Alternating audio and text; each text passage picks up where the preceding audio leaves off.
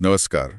आज हम 12 जून को अहमदाबाद के पास जो एयर इंडिया बोइंग 787 विमान हादसा हुआ उससे जुड़े स्रोतों पर एक गहन चर्चा कर रहे हैं। ये उड़ान थी AI-171, लंदन गैटविक जारी थी और टेक ऑफ के शायद 30 सेकंड बाद ही दुर्घटनाग्रस्त हो गई। विमान पास के एक हॉस्टल ब्लॉक से टकरा गया। हाँ, ये एक बहुत ही भयानक हादसा था।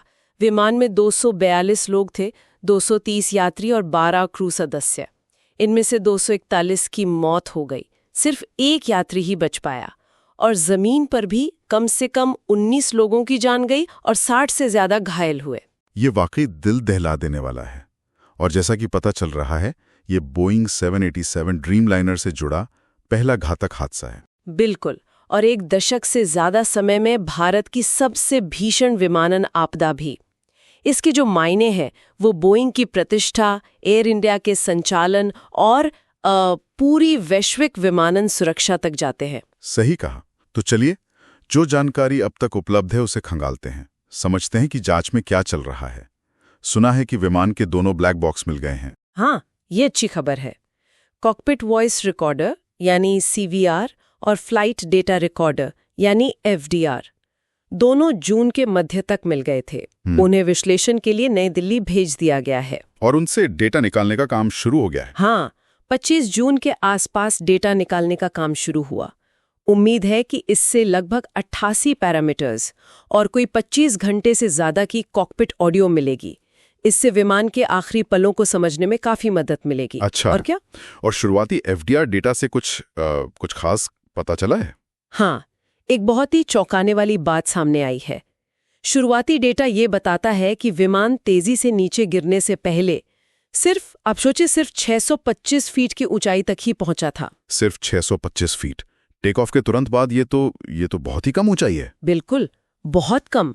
और इसी को समझने के लिए जांचकर्ताओं ने एक और काम किया।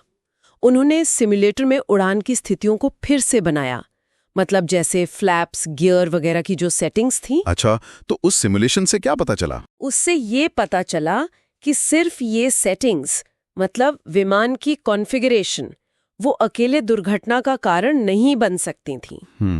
तो मतलब मामला सिर्फ गलत सेटिंग्स का नहीं लगता? नहीं लगता तो नहीं, इससे शक और गहरा हो जाता है।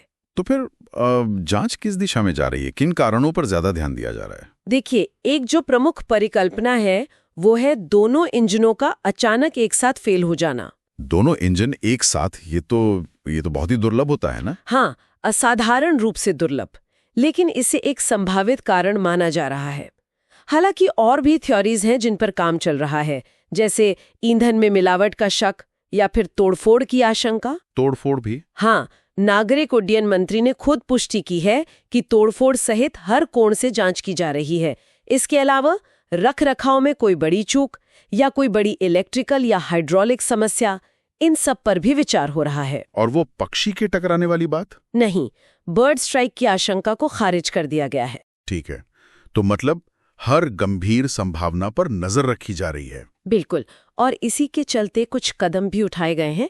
एयर इंडिया के जो सभी 33 बोइंग 778 विमान हैं, उनकी गहन जांच की जा रही है। इनमें से 26 की जांच तो हो भी चुकी है। अच्छा, और DGCA, उनकी तरफ से क्या हो रहा है? DGCA भी सक्रिय है। वो एयर इंडिया के रखरखाव के जो प्रोटोकॉल हैं और पायलटों की रोस्टरिंग यानी ड्यूटी लगाने का जो सिस्टम है, उसकी व्यापक जांच कर रहा है। और इसी दौरान एक और घटना हुई थी, है ना, हादसे के ठीक 2 दिन बाद? हाँ, वो भी काफी चिंताजनक थी।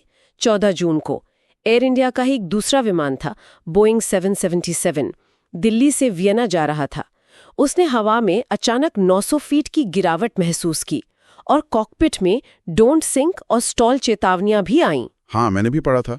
उस मामले में क्या हुआ? विमान तो सुरक्षित उतर गया, लेकिन उन दोनों पायलटों को DGCA की जांच पूरी होने तक ड्यूटी से हटा दिया गया है। तो ये देखना होगा कि क्या इन दोनों घटनाओं में कोई कनेक्शन है या ये अलग-अलग मामले हैं। सही कहा, ये जांच का एक अहम पहलू होगा। तो अब आगे क्या? जांच रिपोर्ट कब तक आने की उम्मीद है? देखिए, अंतर्राष्ट्रीय नागरिक उड्डयन संगठन ICOI के नियमों के अनुसार एक प्रारंभिक रिपोर्ट 30 दिन के अंदर देनी होती है। तो उम्मीद है कि एक शुरुआती जांच रिपोर्ट 11 जुलाई 2025 तक आ जाएगी। ठीक है, शुरुआती रिपोर्ट। और अंतिम रिपोर्ट जिसमें कारणों का ठीक-ठीक पता चलेगा? अंतिम रिपोर्ट में थोड़ा ज्यादा वक्त लगेगा, शायद लगभग 3 महीने, क्योंकि उसमें ब्लैक बॉक्स डेटा का पूरा विश्लेषण और CVR की समीक्षा शामिल होगी। उसमें समय लगता है। समझ गया। तो मतलब अभी पुख्ता तौर पर कुछ कहने के लिए इंतजार करना होगा। जैसा हमने शुरू में बात की थी, ये 787 ड्रीमलाइनर का पहला घातक हादसा है और एक दशक में भारत की सबसे खराब विमानन त्रासदी। बिल्कुल, और इसके परिणाम बहुत दूर तक जाएंगे, बोइंग के लिए, एयर इंडिया के लिए और दुनिया भर में उड़ान सुरक्षा के मानकों के लिए भी। 9 जुलाई को एक संसदीय पैनल भी विमानन सुरक्षा की समीक्षा करने वाला है, तो इस पर काफी नजर है। तो आज की चर्चा में हमने एयर इंडिया 787 हादसे की जांच की मौजूदा स्थिति, संभावित कारणों और इसके व्यापक प्रभावों को समझने की कोशिश की, जो भी जानकारी अब तक सामने आई है उसके आधार पर। हाँ, और यहाँ जो सबसे बड़ा सवाल खड़ा होता है वो ये कि कैसे एक इतना आधुनिक स्टेट ऑफ द आर्ट विमान टेक ऑफ के तुरंत बाद इस तरह से विफल हो सकता है? क्या ये सिर्फ एक दुर्भाग्यपूर्ण अकेली घटना है, या ये विमानन उद्योग में, शायद रखरखाव या संचालन में किसी गहरी प्रणालीगत समस्या का संकेत है? खासकर जब हम उस दूसरी घटना को भी देखें जो 777 के साथ हुई। ये वाकई सोचने वाली बात है और इसका जवाब शायद पूरी जांच के बाद ही मिलेगा।